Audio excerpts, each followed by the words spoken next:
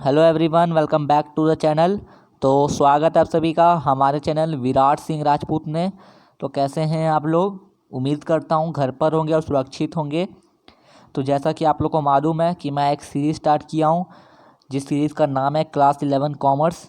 Final exam में अच्छे mark करने का वो सीरीज़ है। तो क्लास 11 कॉमर्स की मैंने तीनों सब्जेक्ट को लेकर सीरीज़ स्टार्ट की है, जिस सीरीज़ में हम लोग कवर करेंगे business studies, economics, stats, micro और अकाउंटेंसी। तो अकाउंटेंसी सबसे पहले हमने स्टार्ट किया तो प्रैक्टिकल पोर्शन से, क्योंकि मैं चाहता हूं कि अकाउंटेंसी का प्रैक्टिकल पोर्शन कब ले आप लोग को कवर करा दूं। उसके बाद हम लोग थ्योरेटिकल पार्ट करेंगे। तो अकाउंटेंसी का प्रैक्टिकल पार्ट का पहला चैप्टर था हमारा अकाउंटिंग इक्वेशन। वो चैप्टर को हम लोगों ने 3 पार्ट में कवर कर लिया है। और मैं class 11 commerce, business studies, accountancy और इको की एक प्लेलिस्ट भी तैयार कर रहा हूँ। हम लोग प्लेलिस्ट को फॉलो करिए, प्रॉपर्ली अरेंज है वो प्लेलिस्ट, उसको फॉलो करके आप लोग चलेंगे तो आप लोग का ईजिली सब कवर हो जाएगा। और आज हम लोग स्टार्ट कर रहे हैं business studies chapter 1, nature and purpose of business. इसी वीडियो में पूरा चैप्टर पढ़ लेंगे, क्योंकि ज़्यादा इंपॉर्टेंट चैप्टर भी है और ज़्यादा टफ चैप्टर भी नहीं है, आप लोग को ईजिली समझ आ जाएगा। तो उम्मीद करता हूँ आप लोग हमारे साथ सपोर्ट करेंगे लाइक के थ्रू, और अपना प्यार हम तक पहुँचाएँगे। कमेंट करिए, शेयर करिए, अपने दोस्तों को भी बोलिए कि एक ऐसा नया चैनल खुला है जिस पे हम लोग तीनों सब्जेक्ट पढ़ सकें कॉमर्स की। सो उम्मीद करता हूँ आप लोग मेरा सपोर्ट करेंगे। तो इसी के साथ हम लोग शुरू करते हैं chapter 1, nature and purpose of business. So let's start.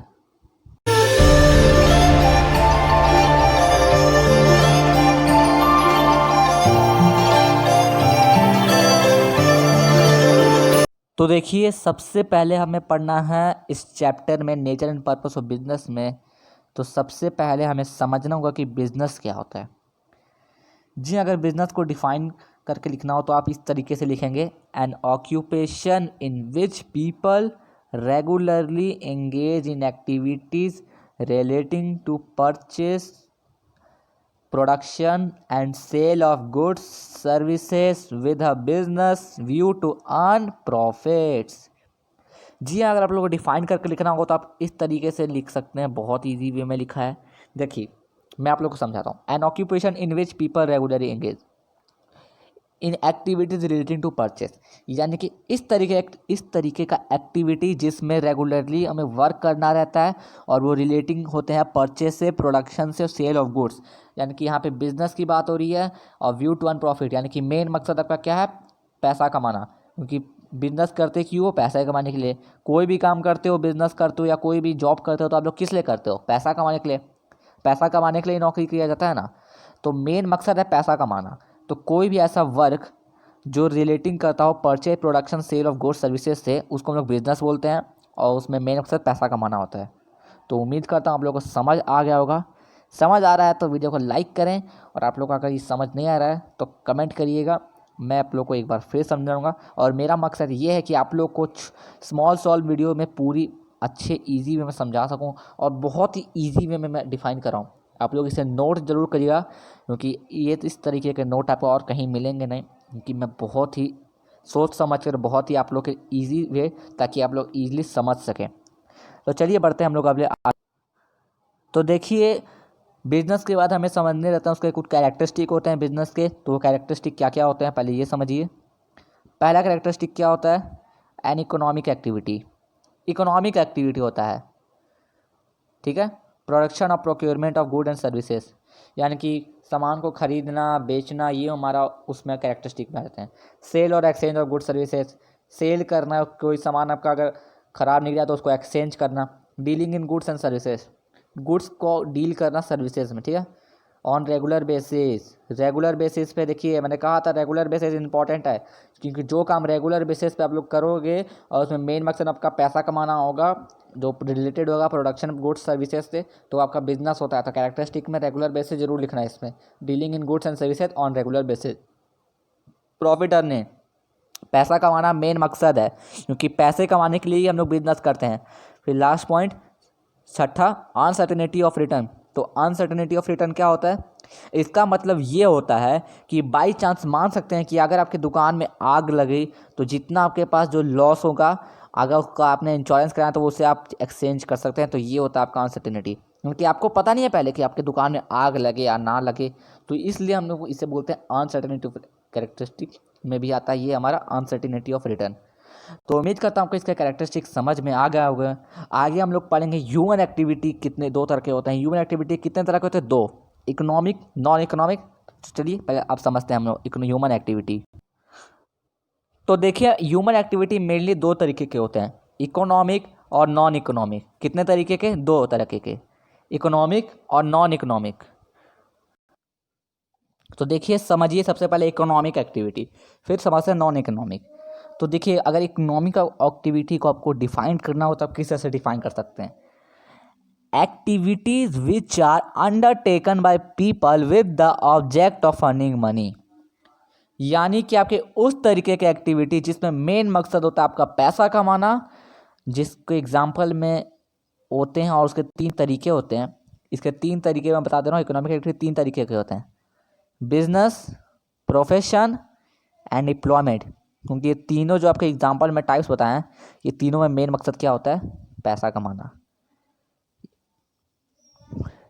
जी हाँ, क्या होता है आपका इसमें तीनों में मेन मकसद? पैसा कमाना। तो जहाँ आपका मेन मकसद पैसा कमाना हो गया तो आप समझ लीजिए कि वहाँ पे आपका इकोनॉमिक एक्टिविटी हो रहा है। ओके, और बिजनेस भी आपका एक इकोनॉमिक एक्टिविटी होता है। तो देखिए एक activity which are undertaken by people with the object of earning money, यानी कि कोई भी बिजनेस करते हैं। या प्रोफेशन में क्या होता है आपका?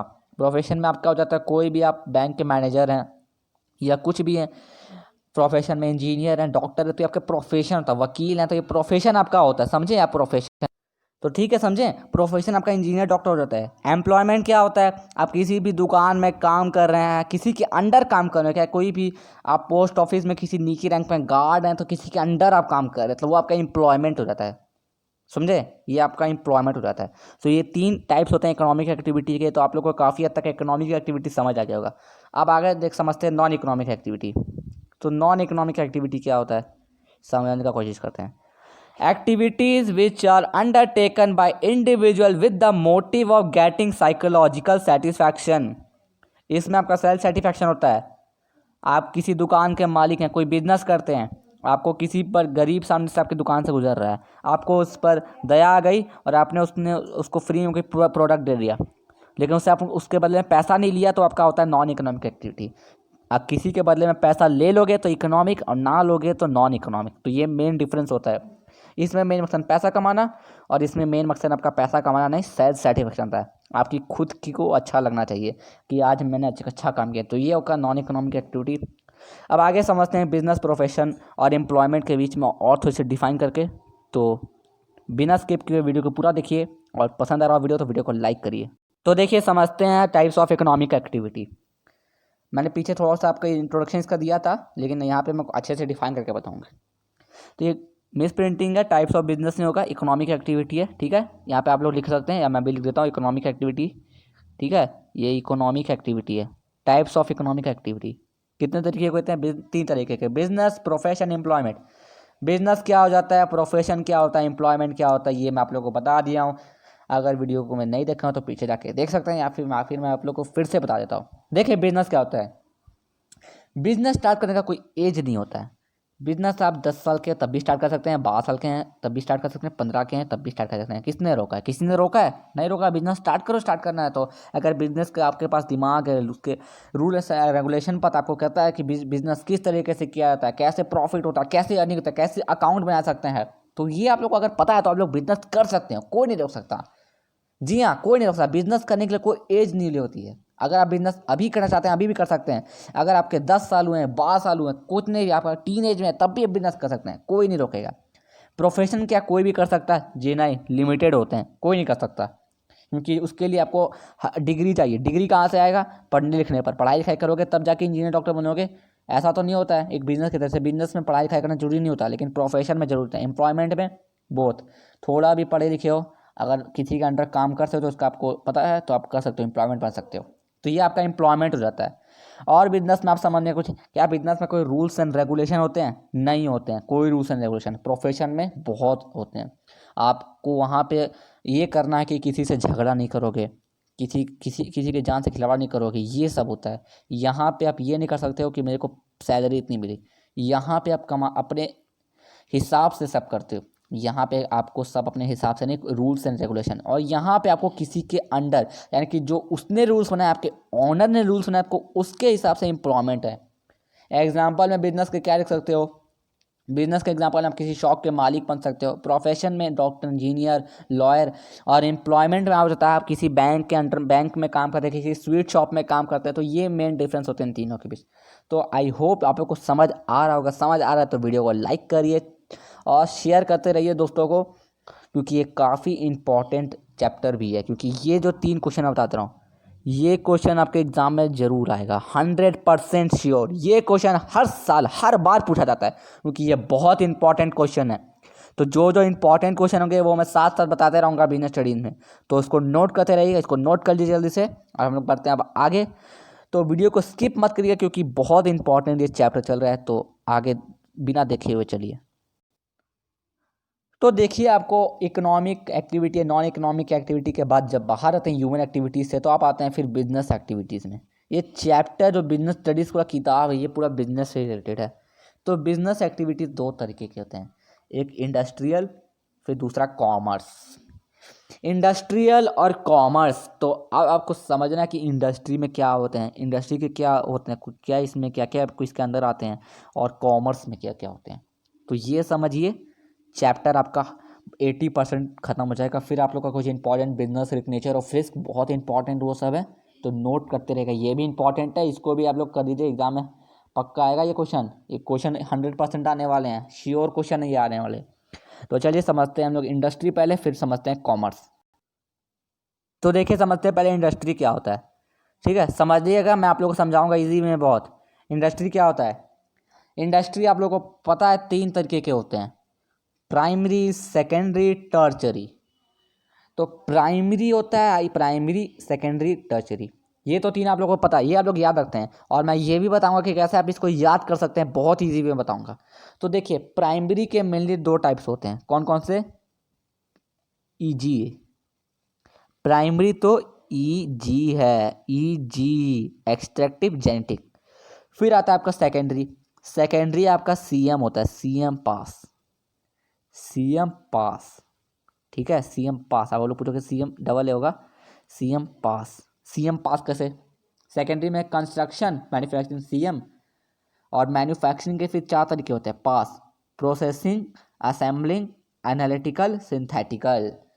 समझ आ रहा होगा, मैं इसके स्पेलिंग लिख देता हूँ, आप लोग को ईजी वे में और कवर हो जाएगा। ओके, तो ठीक है, देखिए मैं लिख देता हूँ, पास का फुल फॉर्म लिख दे रहा हूँ, आप लोग नोट कर लीजिए। देखिए, पी और होता है प्रोसेसिंग, प्रोसेसिंग, ये होता है आपका प्रोसेसिंग होता है।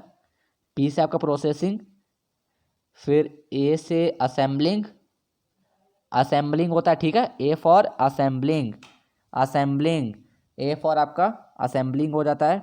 इसको आप लोग नोट करिए। ठीक है, ठीक है, ए फॉर क्या होता है, असेंबलिंग। फिर असेंबलिंग हो गया आपका इधर, क्लियर। फिर दूसरा ए होता है, वो बताता हूँ, पहले इसको नोट करिए आप लोग जल्दी से, फिर मैं उसका भी बताता हूँ। तो चलिए, अब हम लोग देखते हैं आगे के, ए और एस के फुल फॉर्म। पी और ए समझ लिया, और ए और एस। तो अगला ए का होता है आपका एनालिटिकल, जिया, एनालिटिकल। ठीक है, ये एनालिटिकल होता है। और S for synthetical, syn, Y, synthetical. ठीक है, नोट करिए जल्दी से, जैसे नोट करिए, जल्दी से नोट करिए। ANALYTHICAL, synthetical, SYNTHIECEL। समझ आ गएगा, नोट करिए, नोट करिए जल्दी से, नोट कर लिया। तो देखिए, ये समझ गए आप लोग इंडस्ट्री के। तो देखिए, इंडस्ट्री में आपको बस ये याद रखना है कि आके होते क्या है। देखिए समझिए, प्राइमरी तो ईजी है, एक्सट्रैक्टिव, जेनेटिक। सेकेंडरी में क्या होते हैं, सेकेंडरी में आपके होते हैं सीएम, कंस्ट्रक्शन, मैन्युफैक्चरिंग। कंस्ट्रक्शन क्या होता है, जो आपका ब्रिज बनाते हैं, पुल बनाते हैं ना, वो आपका कंस्ट्रक्शन होता है। मैन्युफैक्चरिंग, कोई अपार्टमेंट को मैन्युफैक्चर करना है, तो वो आपका मैन्युफैक्चरिंग कितने तरीके के होते हैं, 4। कौन कौन से, प्रोसेसिंग, असेंबलिंग, एनालिटिकल, सिंथेटिकल। और टर्चरी आपके मेनली बैंक एरियाज आते हैं, बैंकिंग, ये सब आपका टर्चरी में आता है। ठीक है, तो इतना आप लोगों को समझ आ गया। अब आगे समझते हैं कॉमर्स। तो देखिए, समझते हैं अब कॉमर्स क्या होता है, कॉमर्स आखिर होता क्या आपका। तो समझने की कोशिश करिए, मैं बहुत अच्छे से बता रहा हूँ, डिफाइन करके अच्छे से कि कॉमर्स में आपके होते हैं दो तरीके के, एक होता है ट्रेड, एक होता है एक्सोलरियस टू ट्रेड। तो ट्रेड में क्या होता है, इंटरनल और एक्सटर्नल। इंटरनल क्या होता है, एक्सटर्नल क्या होता है। इंटरनल जो आपके कंट्री में जितने भी आपके होते हैं ना ये सब बिजनेस, वो आपके इंटरनल, और जो कंट्री के बाहर सामान भेजा जाता है और लाया जाता है जिसमें आपका स्मगलिंग वगैरह भी जाता है, तो आपका एक्सटर्नल जाता है। Auxiliaries to trade, transport, banking, insurance, warehousing, advertisement. Transport करना कोई सामान का अंदर से बाहर, बैंकिंग का काम, इंश्योरेंस कराना किसी चीज़ का जैसे आपका सामान का, वेयर हाउसिंग कराना, एडवर्टाइज करना किसी प्रोडक्ट का। तो ये आपके मेनली आ जाते हैं एक्सोलरियस टू ट्रेड। ईजिली समझ आ जाएगा, कोई टफ नहीं, आप लोग ईजिली से याद कर सकते हैं। तो हम लोग का कॉमर्स भी कंप्लीट हो गया, ट्रेड भी समझ हो गया। आगे समझेंगे हम लोग ऑब्जेक्टिव्स ऑफ बिजनेस क्या क्या होते हैं, और फिर बिजनेस रिस्क, और फिर समझेंगे नेचर ऑफ रिस्क, फिर कॉजेस ऑफ रिस्क, और आपका चैप्टर क्लोज हो जाएगा। तो आप लोग को समझ आ रहा होगा। समझ नहीं आता तो कमेंट करिए, मैं आप लोग को एक बार फिर समझाऊंगा। और समझ ना आए तो वीडियो को एक दो बार देखेंगे तो आपको ईजिली समझ आएगा। नोट्स बनाइए साथ साथ। आप लोग वीडियोस देखने से आपका काम नहीं होगा, आप वीडियोस साथ में देखें और साथ में अपने एनसीईआरटी बुक रीड कर लेंगे, आपको ईजिली सब क्लियर हो जाएगा। तो चलिए अब बढ़ते हैं हम लोग आगे, ऑब्जेक्टिव्स ऑफ बिजनेस। तो देखिए भाई लोग, सबसे पहले समझना होगा ऑब्जेक्टिव्स ऑफ बिजनेस क्या होते हैं। ऑब्जेक्टिव्स ऑफ बिजनेस दो तरीके के होते हैं, इकोनॉमिक और social.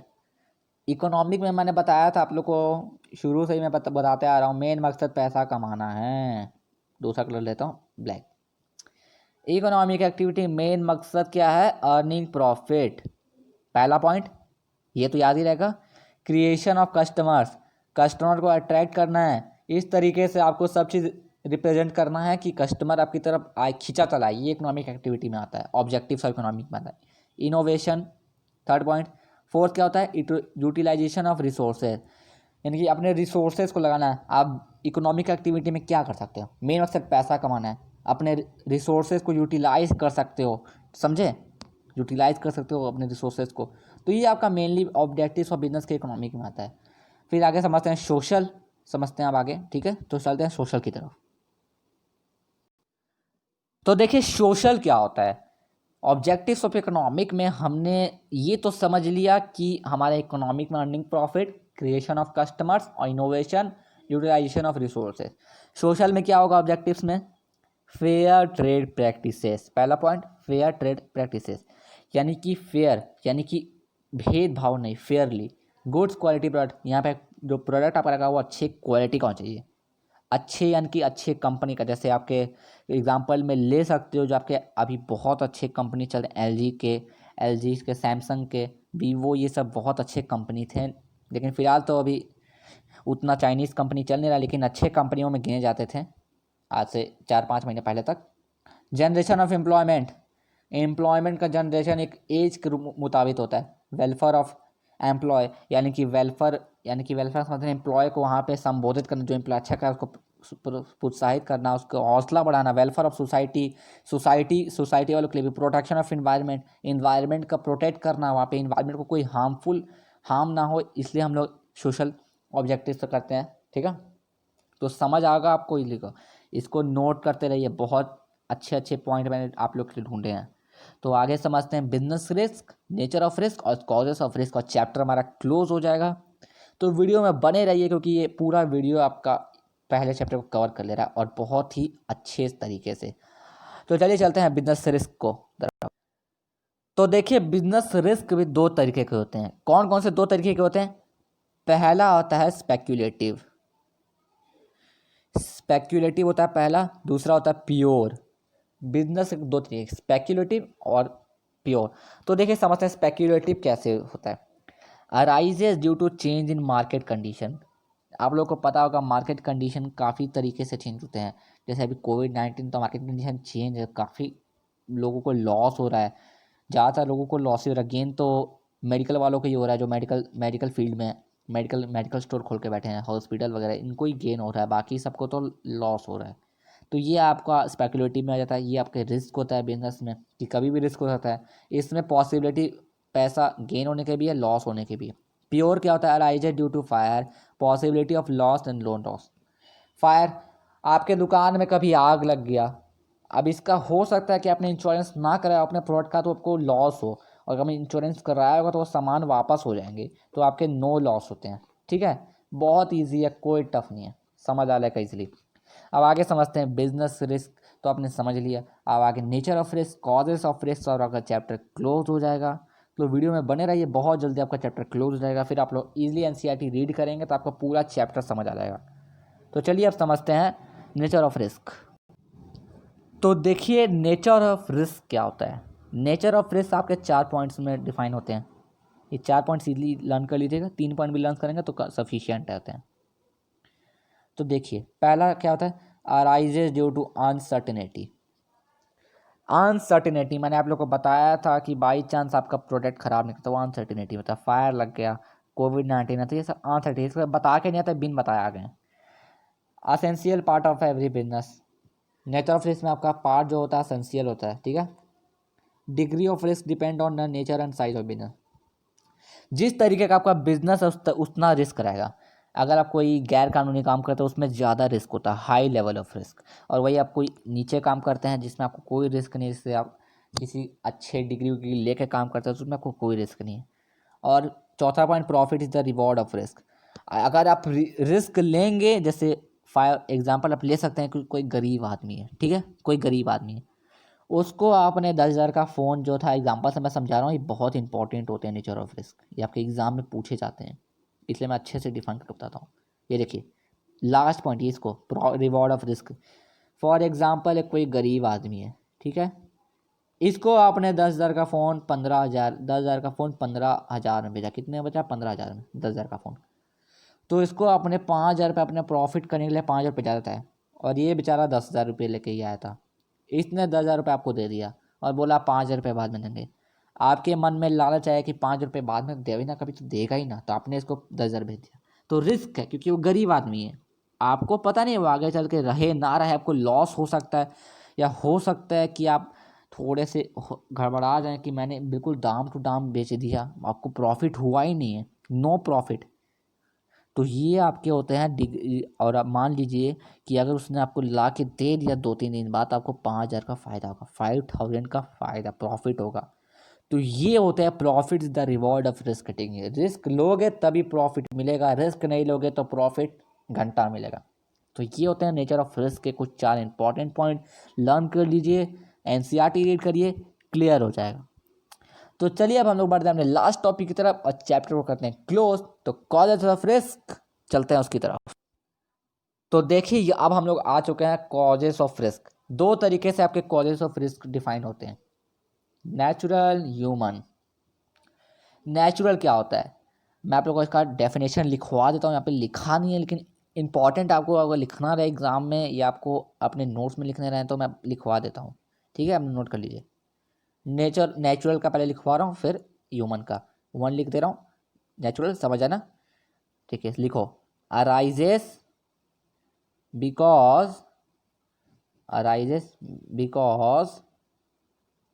Because of natural calamities, natural calamities, ठीक है, calamities, calamities, okay, natural calamities, natural calamities से होता है, ओके। तो समझ आ गया होगा आप लोग को, नेचुरल कैलामिटीज से होते हैं, ठीक है। तो आपके जो नेचुरली होते हैं, यानी कि arises because of natural calamities, फिर से लिखवा देता हूँ, फिर से नोट कर लीजिए क्योंकि स्क्रीनशॉट गलती से हो गया था, सॉरी, माफ़ कीजिएगा कि वीडियो थोड़ा सा लंबा हो रहा है, लेकिन आपका चैप्टर मैं चाहता हूँ क्लियर हो जाए। Arises because of natural calamities, इस बार आ जाएगा, इस बार वो नहीं होगा गलती जो पिछली बार हो गया था, अभी यस, ठीक है। तो arises because of natural calamities, यानी कि नेचुरली होते हैं ये, इसमें कोई फिक्स नहीं है। जैसे कोरोना वायरस भी आया तो आपका नेचुरली आया है, उसमें कोई किसी ने कुछ नहीं किया और ना कोई इसको रोक सकता है, जब तक इसका मेडिसिन नहीं निकालेंगे तब तक इसका कोई नहीं रोक सकता, ये नेचुरली आते हैं। फॉर एग्जाम्पल आग लग गया नेचुरली, तूफान आ गया, आपके दुकान का सामान काफ़ी ज़्यादा नुकसान हुआ। तो ये आपके नेचुरली होते हैं ह्यूमन। फिर आगे समझते हैं डेफिनेशन, ह्यूमन रिस्क क्या होता है, ह्यूमन रिस्क के क्या कॉजेज होते हैं।